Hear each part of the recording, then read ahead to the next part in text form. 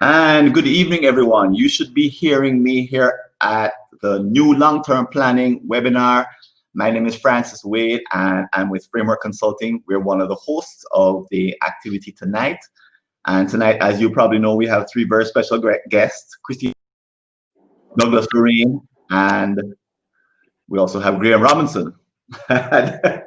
Three CEOs, one former CEO and two current CEOs. We're going to help us look at the whole issue of connecting the short term with the long term when it comes to planning. Because as you know, the very difficult times that we're in with respect to COVID, the lockdown, working from home, have made a tremendous impact on the way we are doing work today and even thinking about the future in terms of strategy. And our panelists tonight are going to help us to examine the question, and I'm going to just jump right into some of the preliminaries. In terms of logistics for tonight, we're going to be working in two sessions. Session one, or part one, is going to be a panel discussion in which each of our invitees or presenters will be presenting a case, and we'll be discussing that case. And in the second part, we'll be asking them questions in this format. We're going to switch to a different room, come back in, ask them questions, and then go out into conference mode where we'll be asking even more deeper questions one-on-one with them if you want, because you can track them down and actually ask them questions on our platform. And you'll also be having conversations with other colleagues that you may have who will also be attending, who are attending the session. So those are the two parts for the evening.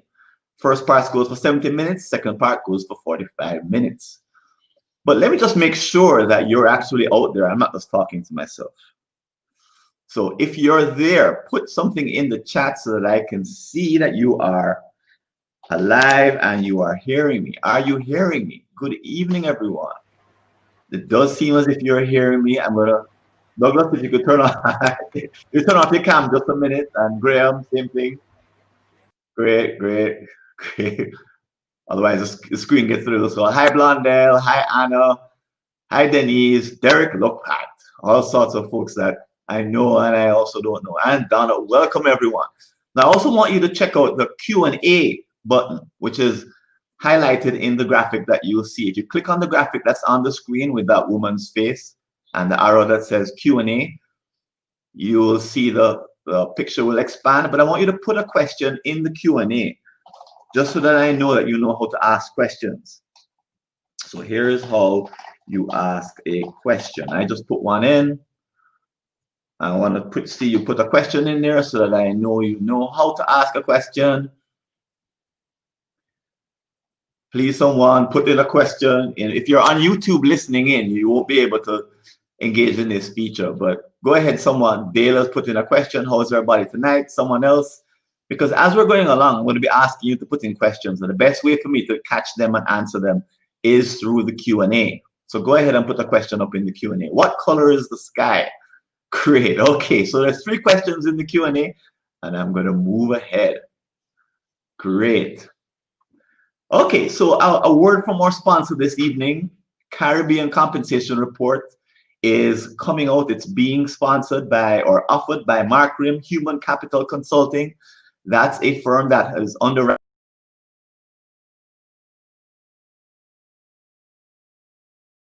here at Caribbean HR Forum. We're very grateful for them. And they're offering a report based on the last couple of years, 2018 to 19. Is that you grab a copy of that report at the URL that you'll see coming up on the screen. I'm going to ask someone to put that URL in the chat. If you can just go ahead and visit that website, you'll be able to download a compensation report covering the last 2 years. Really important stuff as we go ahead and deal with all of the impacts of COVID and downsizing and all the rest of it. So they're making this report available to us immediately for immediate download. Don't miss it, okay? All right. I also want to let you know about Caribbean HR Forum Virtual Conference, which is going to be launched on September 17th and 19th. That's one of the sponsors for tonight's evening. That's one of the brands that we have here at Framework Consulting. And finally, I want to let you know about a download that I've made available. This download it compiles some of the articles I've written for the Jamaica Gleaner on the topic of strategy. and strategy execution. So make sure you grab a copy of that download. And I believe that's the last bit of business before we start off this evening. So I'm going to invite Douglas Orain. So those of you who don't know Douglas, Douglas is the former CEO of Grace Kennedy. At the time he became the CEO, Grace Kennedy was merely a local company. As you probably know, it's now an international company. And he's authored a book. I'm going to ask Douglas if you can. Douglas, can you turn on your camera and turn on your mic and join me up here Francis, on the stage how are you? so that I can hand over to you? Okay, but before you go, I like your Actually, I made a mistake. I have a few more things to say before. I should have worn mine just to be in keeping. Thank you. It's a ribbed t-shirt. Next webinar.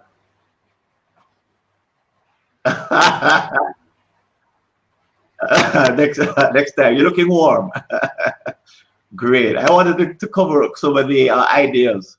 Douglas, if you could turn off your camera so that they can see the screen. Great. Thanks. Cover some of the ideas that we're going to be listing tonight. I actually forgot to. Most importantly, the ideas for tonight were inspired by the winners of the low touch economy, an article that was written by a company called the Board of Innovation. And basically, they say that there's 15% of companies that are winners from the current crisis that we're going through, and the rest are not winners. In other words, the rest are losers. It's not good news, but what I want to know, so this is a question for you, if you are in our participant group tonight, or if you're on YouTube watching, what kind of recovery are you seeing in your country? What are you expecting is going to happen next? Is it going to be a U-shaped recovery like Home Depot, a V-shaped recovery like Netflix, or an L-shaped recovery like Royal Caribbean? Which one are you expecting? Go ahead and type that in the chat. And also list the name of your company. I'm sorry, your country. I forgot, not your company, your country. Great. U-shaped Denise. I think Denise is in, Christine is in Trinidad. Denise is in St. Lucia. Sean is in Antigua. Great. Just keep listing those out, and I'll keep going. And to say that the economy's or future has been definitely impacted by the economic disruption, the behavior shifts, and the change in measures that have been brought in to affect our health.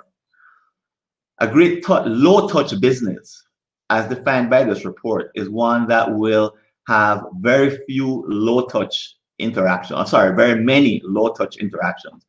High-touch interactions are one in which you can see someone face-to-face. Low-touch means that there's a separation, means that there's distance. So a company that is a great low-touch business in the future is going to be based on low-touch interaction. They'll have figured out how to operate with restrictions, all the restrictions that have come upon us as a result of COVID. They'll know how to limit access to vulnerable groups like the elderly and groups that must usually meet in large numbers. They'll know how to navigate the economic aftershocks, but more importantly, they'll know how to craft what are called white space opportunities. So what does that mean? We'll talk about that in just a minute. So the impact, as I said, has been, for 85% of companies, has been negative. And the negative impact is mostly focused on an instant drop in demand. And there's two kinds of drops in demand I want to focus on having you think about this evening. One is the demand that's still there. So in other words, I'll explain what it means in a minute. But in other words, you believe that your market still exists, that the unmet needs that you used to meet before still continue. And the second is that you believe that the demand has gone. So, okay, so here's a challenge for you. Which industries are examples of type 1 or type 2? Type 1, where you believe the demand is still there, there's still unmet needs. And type 2, where you believe that demand is gone it's either gone for temporarily or gone for the foreseeable future or gone forever. So with that tough question, I want you to just type in the chat, an industry, and whether you think it's a type 1 or a type 2. Let's get this discussion going. Industrial relations, type 1. Yeah, it's probably gone up or increased since then. Great. Let's get a couple more up. Just keep typing away. Type 2. I want an example of a type 2 where the demand has disappeared. Manufacturing, great. Richard Cole says hospitality, gone or going. Cruise, type 1. It still needs to continue, but temporarily gone. Type 2, travel, great. Just keep answering. I'm going to move ahead and talk about each one. So if the underlying demand is still there, what the article recommends is that the way you can stay focused on the future, because you must focus on the future in order to have a future. So if you're a type 1 company, the article focuses on what's called the jobs to be done framework. And I happened to write an article on that idea back in 2016. It's listed here on the Jamaica Gleaner. And I talked about the fact that the jobs to be done framework is all about people hiring different solutions to satisfy a need that they have. So a patio or a roti, for example, plays a very different job in Jamaica or Trinidad than it does if you're living in New York. No, I'm going to ask you if you can figure that out to put in the answer. Why is that different in the chat? It's a deep question. Okay, and in this type 2, when the demand is gone, I actually wrote an article that could help you think about that. It came out just last week. So kickstarting your digital transformation and where the white space might be in your industry. If you're selling a product, the white space might be around the service, the relationship, or the transformation that exists. So wherever your company focuses, there may be white spaces in the adjacent offerings that lie just beside the ones that your company is currently offering. Okay. So type 1 and type 2, according to this very startling report, the Low Touch report, these are mega trends that are reshaping the economies around the world.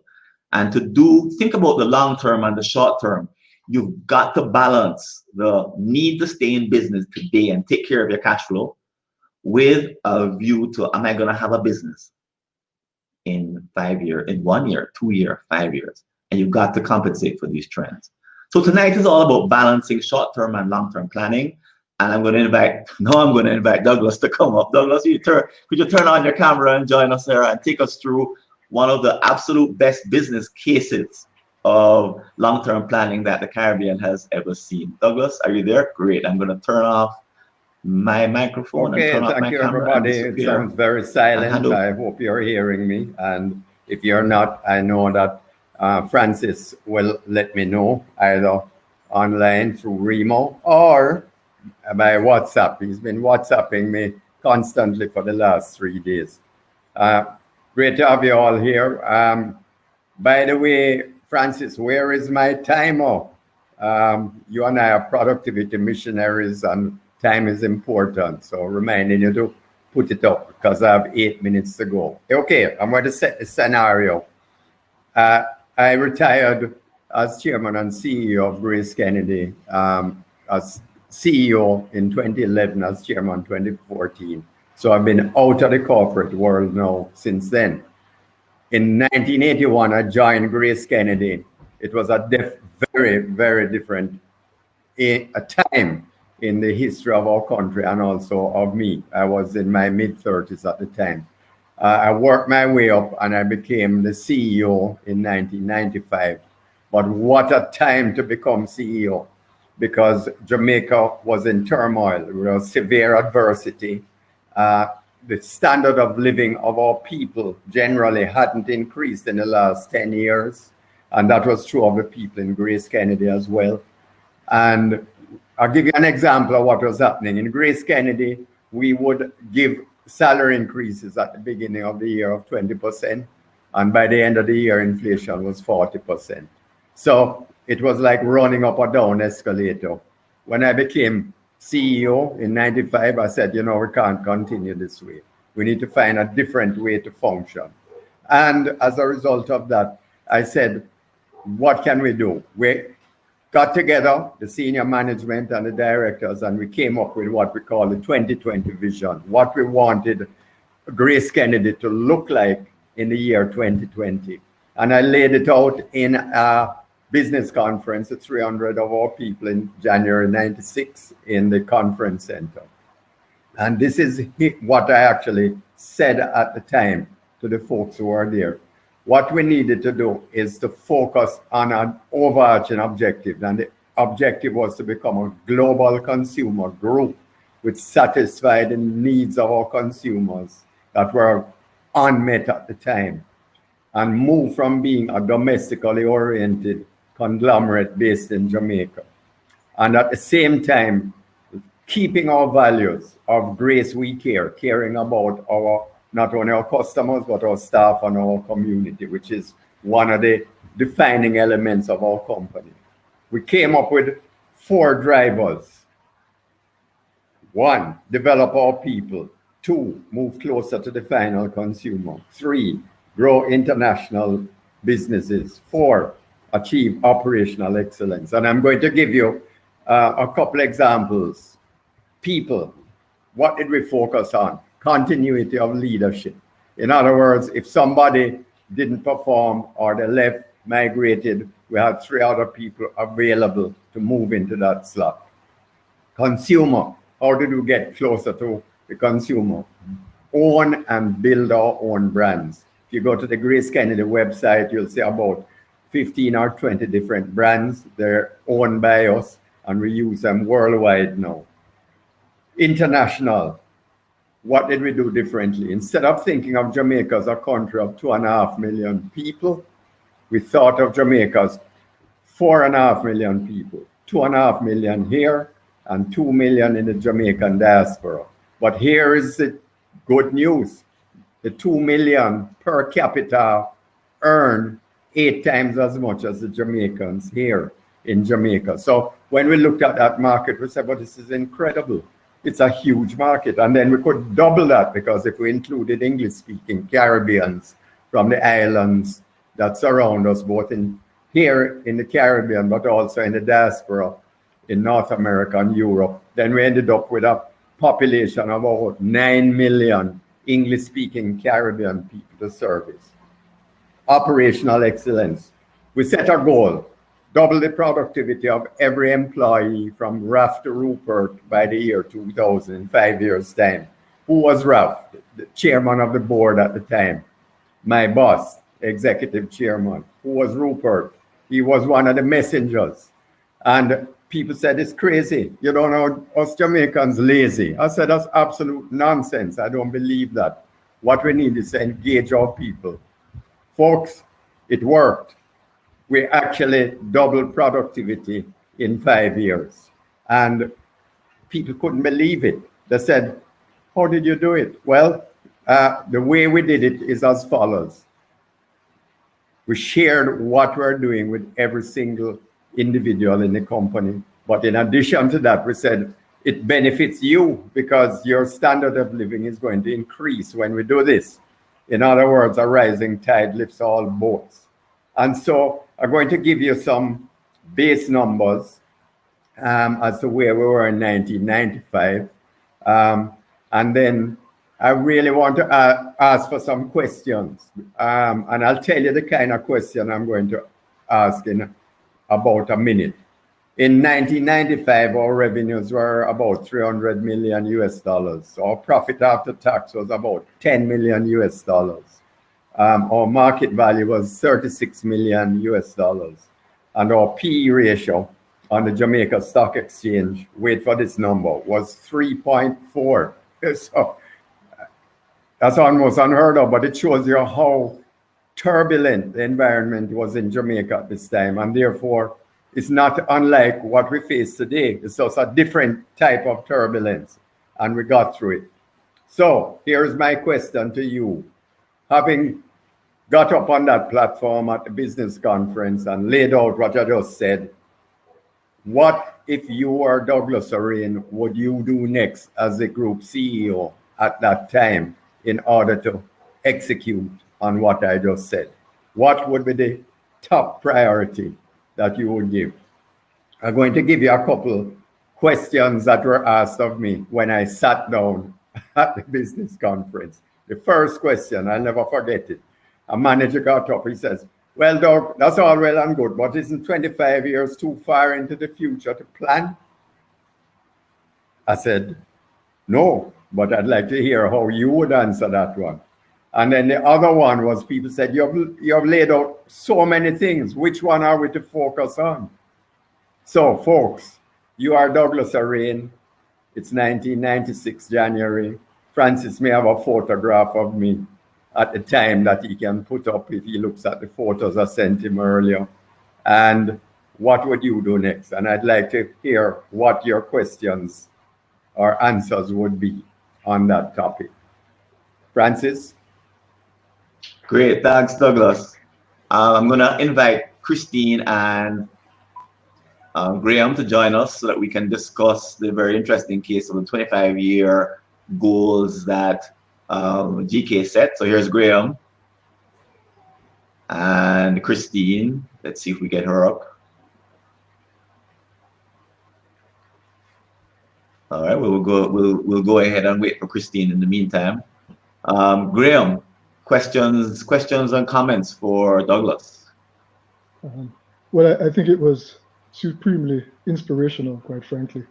And as someone who grew up in Jamaica and has observed it from afar, it's certainly something which, that transformation that took place and which Douglas led is one for the textbooks and one which I think everyone who has been a student afterwards seeks to emulate. And I think the four areas that he has described, whether in terms of people, consumer, the need to go international, and operational excellence, are really key things for businesses, whether in consumer or otherwise, to focus on. I think probably my question for Douglas is, you lay out a 25-year plan, and I know it's a question that you posed also, but is,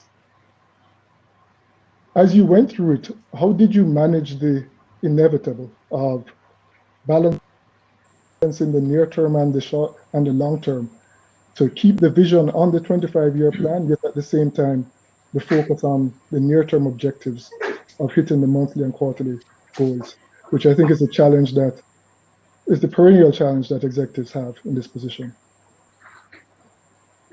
Okay, shall I answer, Francis? Absolutely. Okay, well, the answer to what to do first was to double productivity by every means we could find. What's the reason? If we didn't, we would have been dead. We'd have been out of business. Most people may not realize it unless they're around my age, but most of the competitors we had directly at that time no longer exist. So the first thing to do was to get everybody up to speed, and people really engage in that because they could see the results within literally weeks and months. One of the things is we're very particular about punctuality in Grace Kennedy. You notice I finished a minute early of my 8 minutes. Well, that's part of the training we had in order not to waste time. That's one way that we did it, by emphasizing punctuality. But we looked at all different methods we could find, and also our critical workers, the people who make the difference. For example, the people who are on the factory lines who mix the ingredients, the people who do quality assurance. At the time we were in the maritime industry, the crane drivers, they're the key people, and very often we miss focusing on them.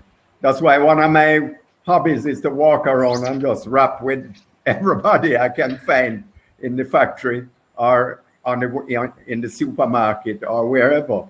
The second one that was critically important was to own our own brands. At the time, Grace Kennedy did not own the Grace brand worldwide because of a series of events over the previous decades.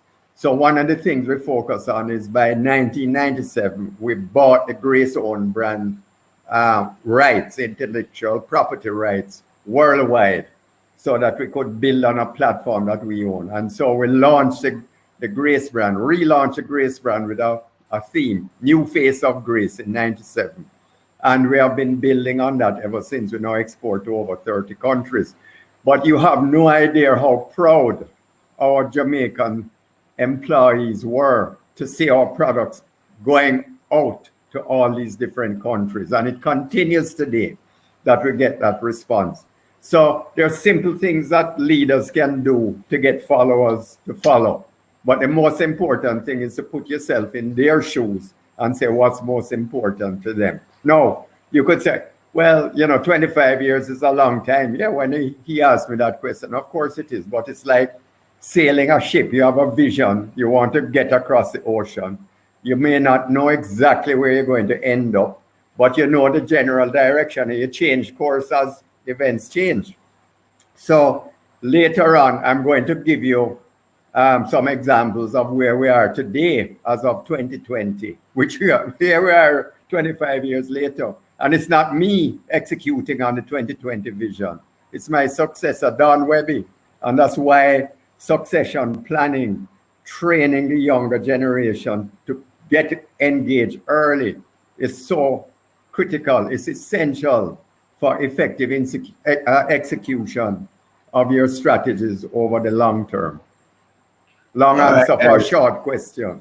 That's great. All right. I'm gonna drop off the stage, and Douglas, if you and Graham can turn off your mic and turn off your camera, and we'll give Christine the stage to talk about Chuck E. Cheese.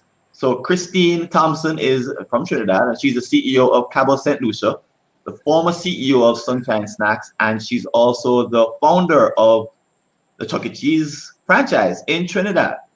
So she's going to be focusing on, she's been CEO of she's been a top person in many, many companies, and she's going to be sharing with us the challenges of Chuck E. Cheese.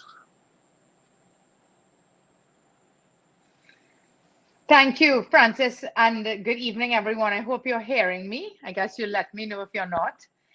Douglas, let me just say that, my real admiration of Grace Kennedy's achievement is really building the power of that brand, because I have a real passion in so many industries that I've been in terms of brand. And I am from Trinidad. I've grown up here, but my mother's actually Jamaican. And I remember being a little girl in our kitchen, and she would buy Grace coconut milk or Grace pigeon peas or something. And she'd always say, but what a great way Grace tastes. And that was a line that was part of my upbringing. And to have a tagline that was so inculcated, and I think that brand comes with so much positive emotion. And I think when you get that connection to a brand in the household, at the level of household, you're far and away ahead of the game. So great respect.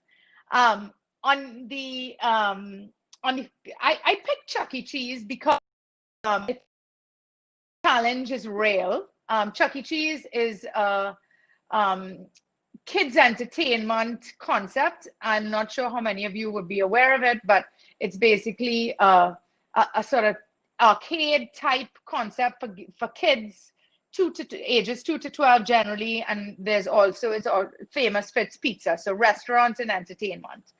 As you can imagine, this is one of the industries, and this is why I picked it, that I would describe the effect of COVID as catastrophic.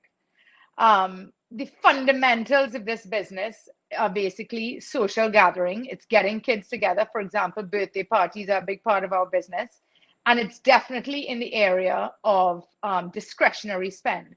So from the time people lose their jobs, there's uncertainty about economic futures. The first thing, of course, they're going to cut out is entertainment.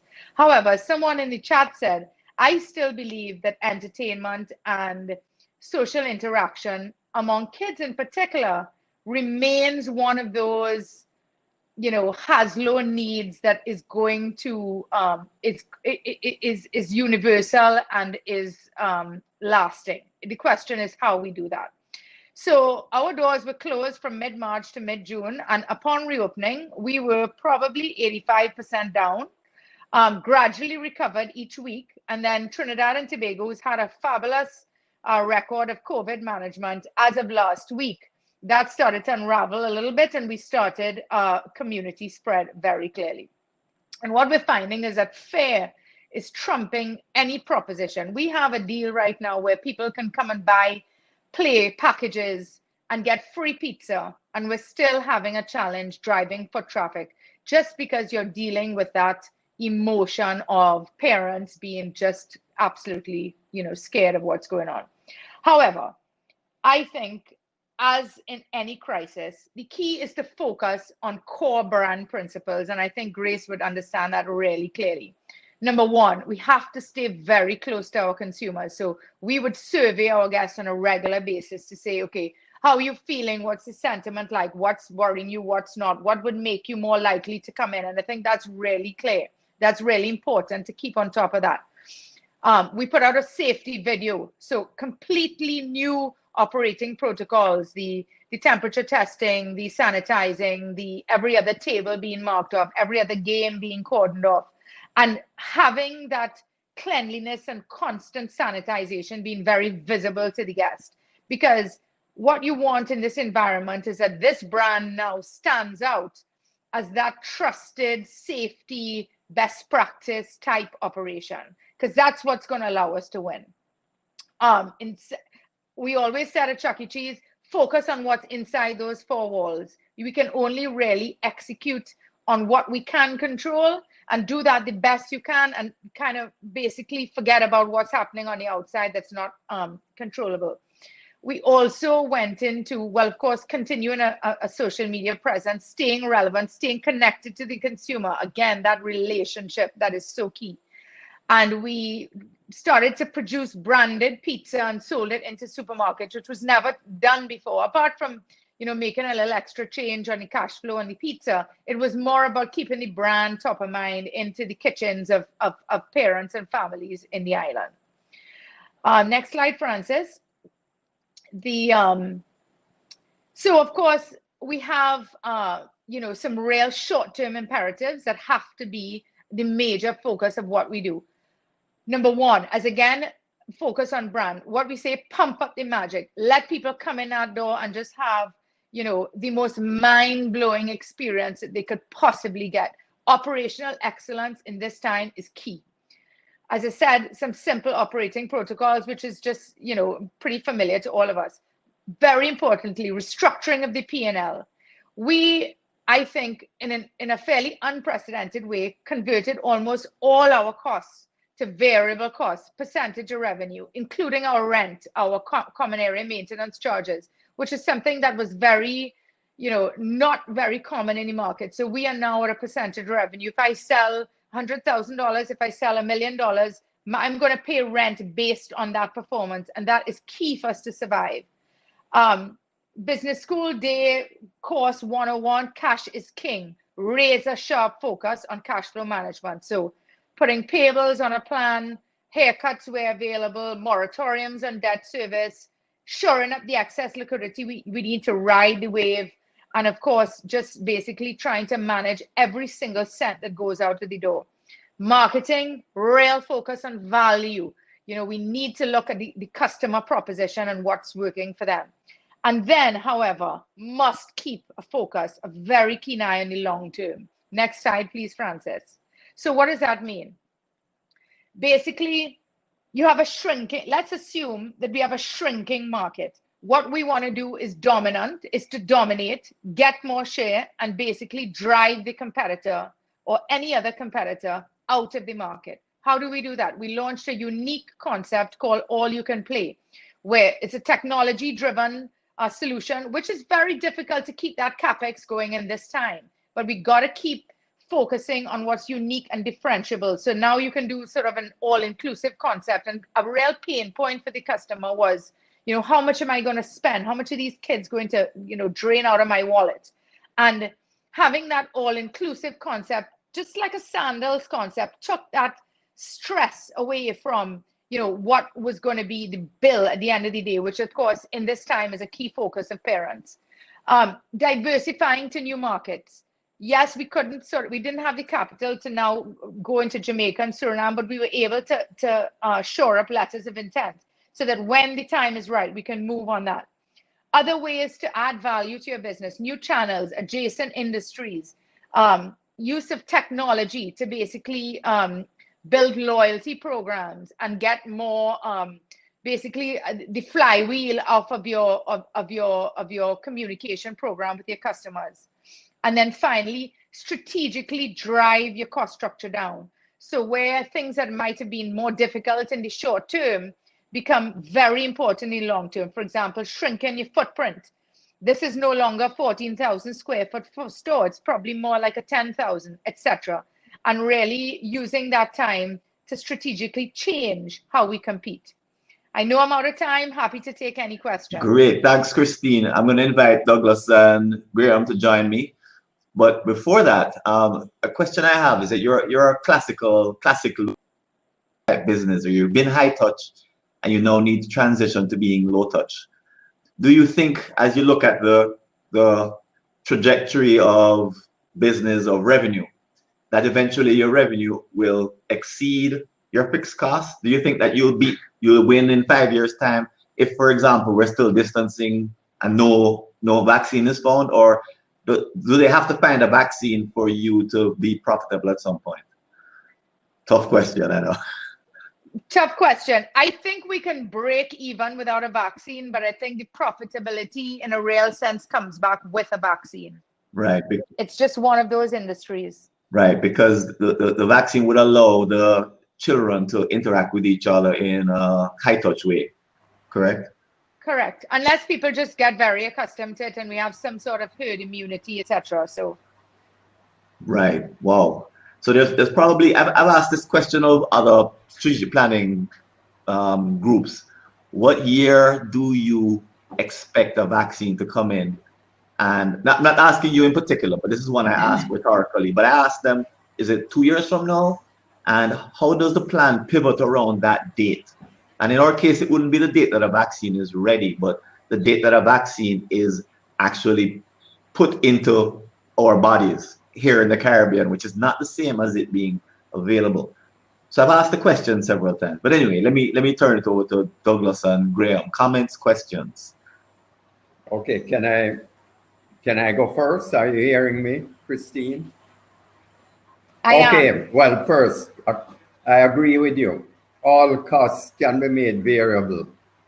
People who say, yeah, but I have fixed costs. Well, listen, if you go out of business, you'll learn pretty soon those fixed costs become variable because they don't exist anymore. So you're absolutely right to look at all your costs in that way. And that's very innovative. I've noticed in Kingston, there's a company, I think it might actually be Devon House Ice Cream, I'm not sure, but they have vans going around since COVID-19 lockdown started, reminding me of my childhood, playing all these nursery rhymes and offering ice cream for sale, which I think is a fantastic idea. And anybody I know under 12 years old wants to go and buy something on the road from them. So it's a way they have moved their business away from a central location to basically covering the entire city. Is there a parallel in that for your business? I don't know your business well enough. For sure. We so the mouse is the major mascot and key part of the branding. So we started taking the mouse out to homes and having birthday parties in people's homes. You know, I see the potential for putting a bunch of games, you know, maybe it's only 10, 12 games, maybe it's 20% of the offering on a 40-foot container and sort of moving around to maybe smaller groups of people. But I think it's the time to blow everything out. I mean, the international CEO, new international CEO has a Warner Brothers background, and he is now focusing on the whole idea of animation and you know, merchandise and sort of commercializing the character itself. So an uncertain road ahead, but not without some possibilities. Great. There's a question from Sean. How was rent as a percentage of revenue negotiated with the landlords? We're all interested in that one. Pretty simply, we are an anchor tenant in most malls and most real estate developments. We would drive a lot of traffic, and it's also the kind of traffic that's attractive, you know, middle income families, etc. And it was this is necessary for our survival. So if we don't get this, we relocate. Thank you very much. Of course, it was very difficult for us to relocate because we sort of invested a lot in that location. But I think the strength of the brand really helps that negotiation, and the traffic that the brand drives to that particular location as well, the commercial energy. No landlord wants to lose Chuck E. Cheese. Plus, it doesn't help, or does help, that we have quite a bit of space. So the absolute rental number is meaningful. But I think this is the time, it's happening all over the US, to drive different negotiations and different contractual structures than we've ever seen before. Great. Okay, with that, we'll switch over. Thank you, Christine. We'll hear from Graham. So, guys, as you're listening, I'm speaking to the audience, or participants. Remember that you queue up your questions, because when we come back into the Q&A, we're going to have an in-depth discussion. So this is just the tip of the iceberg with respect to what we can learn from the three CEOs that we have. Okay, so Douglas and Christine, if you can turn off your mic and your camera, and I'll do the same, and we'll give Graham the floor. So Graham Robinson is the global president of Stanley Black & Decker. Those are two hardware tools if you're a hardware kind of person. Home Depot, or get the brands in Jamaica, True Value, and he's also the former president of Honeywell Industrial Safety. And he's also ex-Campionite, which we won't hold against him if you're here in Jamaica. Graham, over to you. Well, thank you very much, Francis, Douglas, Christine, and distinguished guests and ladies and gentlemen. It's truly a pleasure to be here on this forum and panel today. A recent survey by McKinsey indicated that between the years 2001 to 2014, companies that embraced long-term growth strategies, like Douglas articulated with grace, grew revenue by 47% more, grew earnings 36% more, and had 7 billion more in market cap than companies that embraced short-term growth strategies. Yet at the same time, over 66% of the executives surveyed indicated that the pressure in the last 5 years was significantly more to drive short-term earnings. And as a company, and as an executive at a company that announced its earnings today, I can attest to the fact that that pressure is in fact real. So if the evidence for long-term growth is so strong, why are so many companies myopically focused on making the quarter strategy? Why aren't companies attempting to do both? I would postulate that there are two key reasons. One is it is hard.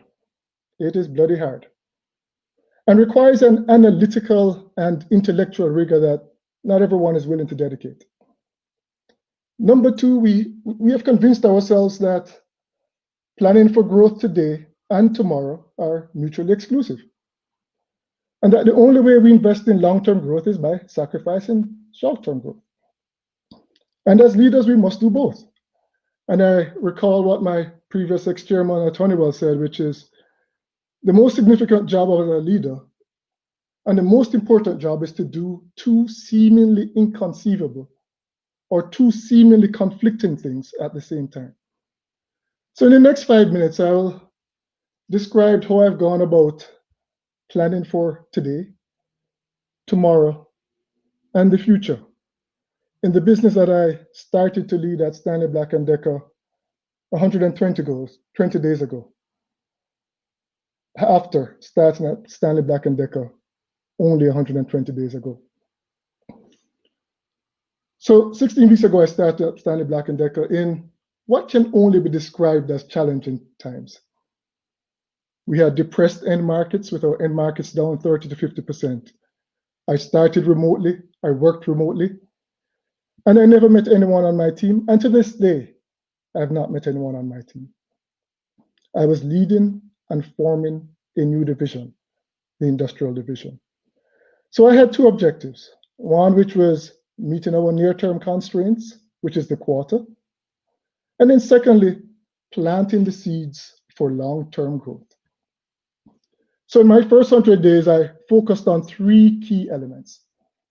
The first, establishing an intellectual and analytical rigor and communicating that clearly throughout the organization to all the general managers.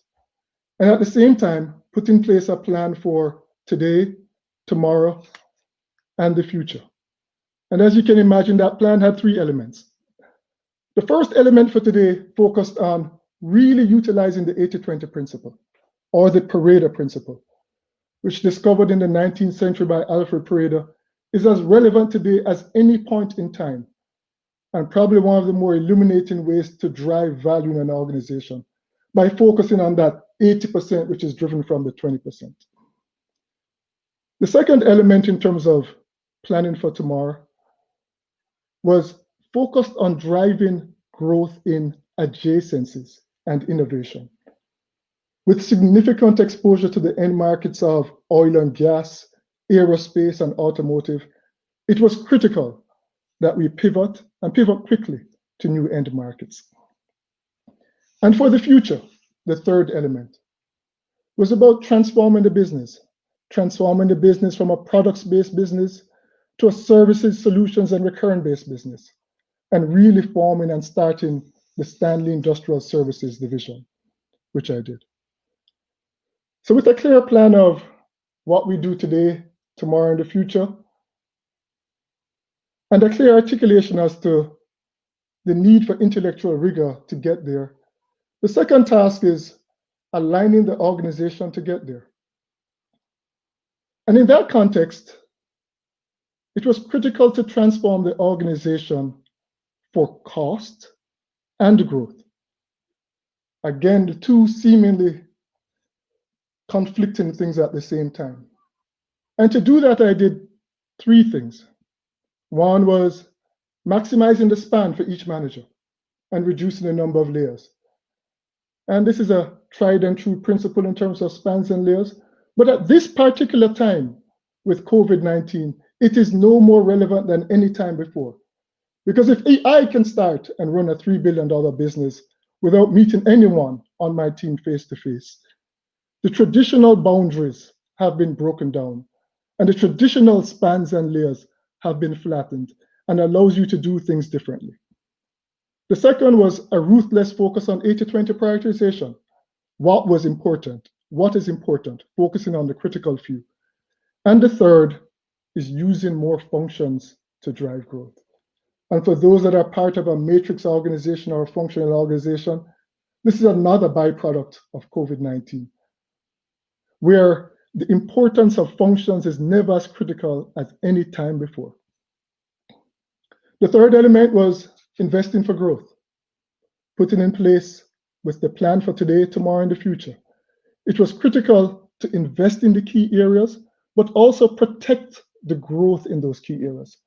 And in my case, the key area to protect was engineering, and putting in place centers of excellence in low-cost regions to get more from less from the engineering dollar.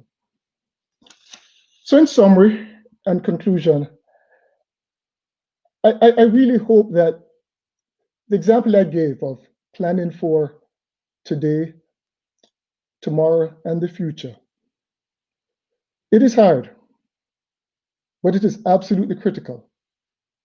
And I'm hopeful that the comments I gave in terms of insisting on the intellectual rigor, explicitly planning for today, tomorrow, and the future, structuring the organization for cost and growth, and investing and protecting those investments.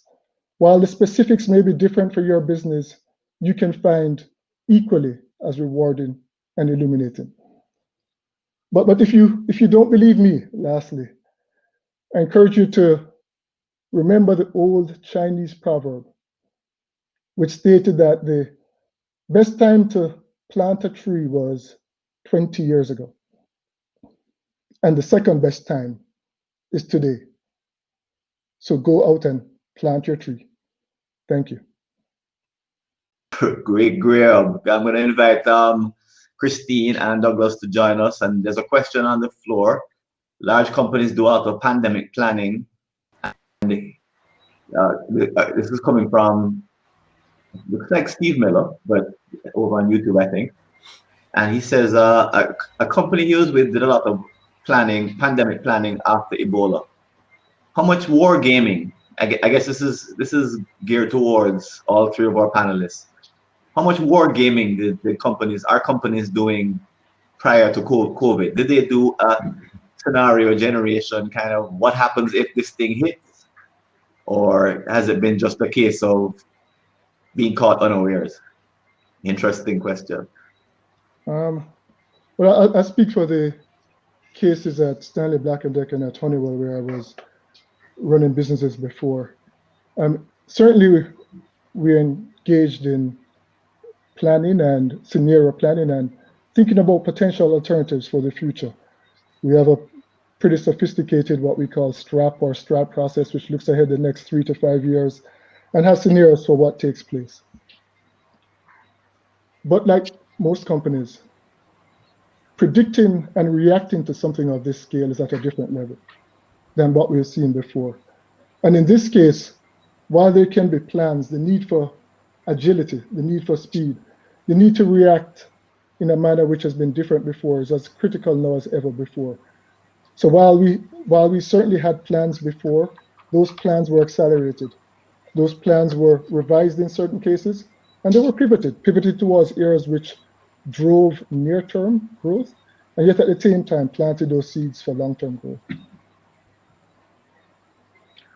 Great. And questions and comments from Douglas and Christine on the case of Stanley Black & Decker so far? Well, Graham, can I ask you for a couple examples of how you have executed on the 80-20 principle with your team? And the reason why I find that people get all caught up in detail, and so what happens is they're not as productive as they could be. And one of the roles of leaders is to do that, but you have to have a certain self-discipline. How do you pass on that skill to your team? So that's a very, very good question. Thank you. So I said there are two things. One is, on my 10th day, I set the expectations of what my expectations of general managers are. And I had 8 elements to that. And I carefully communicated that to the general managers and to the entire organization as to the need for prioritization, focus, a clear management operating system, and discipline in operations. So first, communicating the expectations.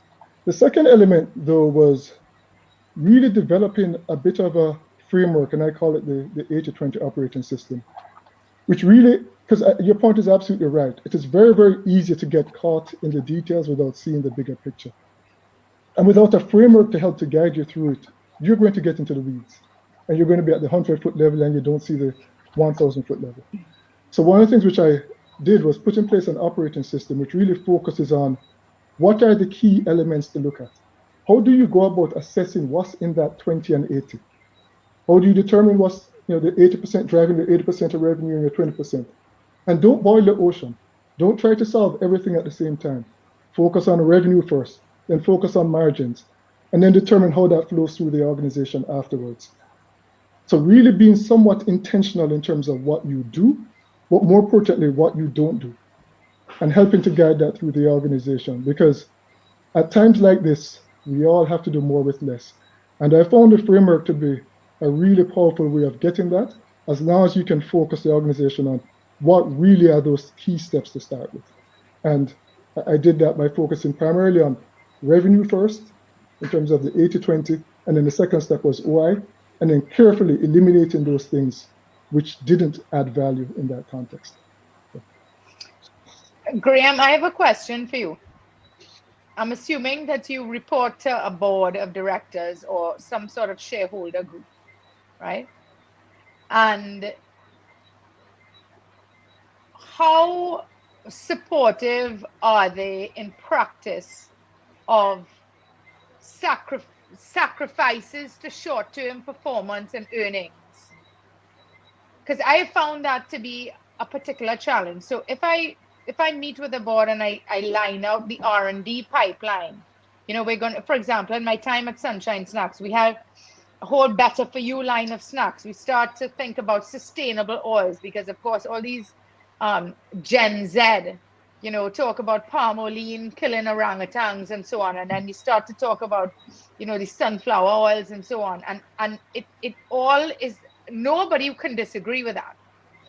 But when the actual quarterly earnings are published or the accounts come out, there's a different type of discussion if there's not, you know, 15% growth on the year before. Is you ever been sort of, you know, subject to that kind of pressure to produce short-term results? I think it's a reality of corporate life to some extent. Sure. I mean, it's the pressure you get every single day. And it doesn't go away. And it won't go away.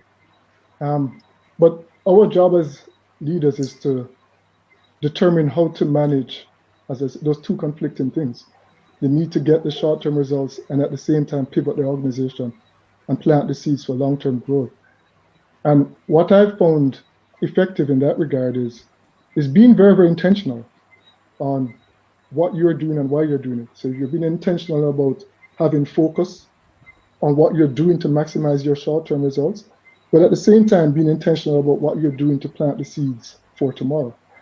Because the reality is that I've not met the board or the CEO or chairman who doesn't want to do both. Yet the pressures are such that they tend to focus myopically on just the quarter for whatever reasons, for the obvious reasons.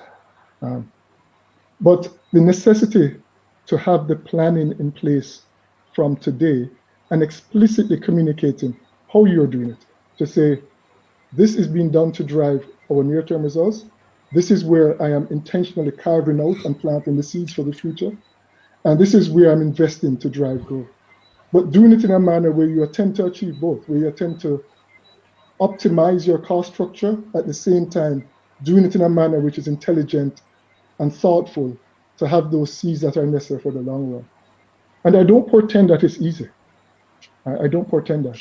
And I don't say it is trivial, but it is the challenging job that executives have and the need to have the intellectual and analytical rigor to go through the data and to explicitly state how you're doing it and where you're doing it is really our job and really the opportunity that we have as executives.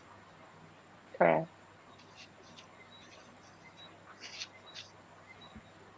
Does that mean I can ask another question here? Where is our the hot seat? Okay, well, absolutely. Well, this is a question I'm curious to know because you're based in the United States, but you're speaking with a Caribbean accent. So how do you motivate people who don't come from the same cultural background as yourself? And is that a plus or a minus? Because I could see as this exotic guy from the Caribbean who, you know, everybody who comes from the Caribbean is innovative, creative, self-motivated once we migrate. So maybe they say, hey, you know, Graham, this is a great guy to have as my leader. I'm curious to know. Well, I tend to think about it as a plus, like I do most things, quite frankly. And I think it's an advantage. And yes, I'm from Jamaica and grew up in Jamaica, went to high school in Jamaica, and most of my family lives in Jamaica. But I spent time in the US. I lived and worked in Korea. My wife is Korean, and I have 3 ethnically confused children. So in that context, I would say that I have experienced a number and broad range of cultures which help me. And what I tend to do in most situations, like the ones that I experience in the organizations I've been in, and whether when I was in Korea working for Samsung and being the only non-Korean in that environment of tens of thousands of people at Samsung and people coming up to you to touch your skin to see if it rubs off every day, or not every day, but occasionally, is really trying to find the areas where there are common ground and the areas in which you can identify with and where they can identify with you. And in general, I've probably developed a reputation for one which is focused on driving for results, someone who's intense, and someone who is focused on getting the best from the teams and organization. And it's principled on hard work, like most people are coming from the Caribbean. And I found that to be an advantage in every single situation that I've been in, and never a liability. And I've found that putting emphasis on that and putting emphasis on those areas which are strengths and putting emphasis on communicating them clearly throughout the organization and trying to realize that I can relate in any way, shape, or form to each and every person in the organization allows me a manner, affords me a manner to bond and to establish a rapport with the team, which I've found to be successful in the organizations that I've been a part of here in the United States. Not sure if it answers you fully, but certainly been my experience. Well, I think it does, and the fact that you have such a tremendous background of diversity in your own career, geographically and family-wise, makes a big difference. But there's something else. I'll just put it in at this point. Listening and watching, I feel you're a very humble person. So if I were one of your subordinates, I would trust you. And I share with people that that's one of the key qualities of leadership, that your subordinates trust you. And people are real smart. They have antennae out there that they can pick up when people are saying one thing, but they really mean another.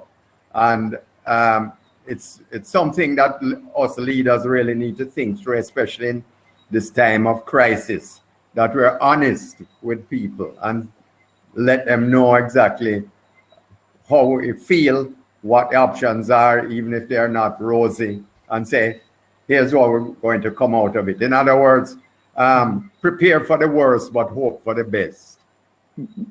You're absolutely right. Well, on the latter part, I won't comment on the humility, but I certainly agree with you in terms of the need for complete transparency, especially at this juncture.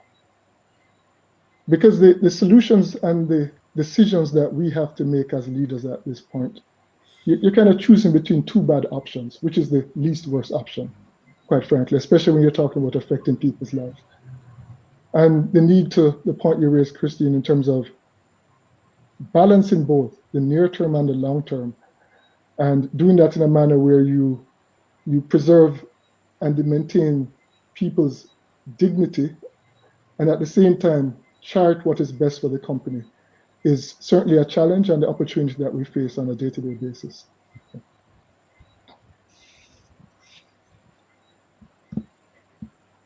Great. Are you hearing me now? Yep. We are. Yes, Sure. great. Okay, so we're about to move over to the next room, taking a short break at 7:15 or 8:15, depending on the time. The link, we've dropped the link a few times in the chat. There's two versions of it. There's bit.ly/3CarbCEOs.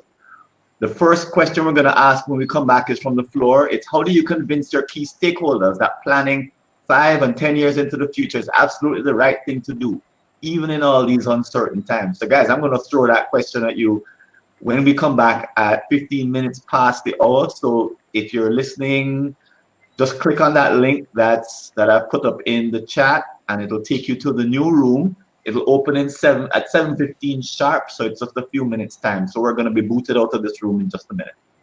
Okay, guys, take care. See you over there. Thank you.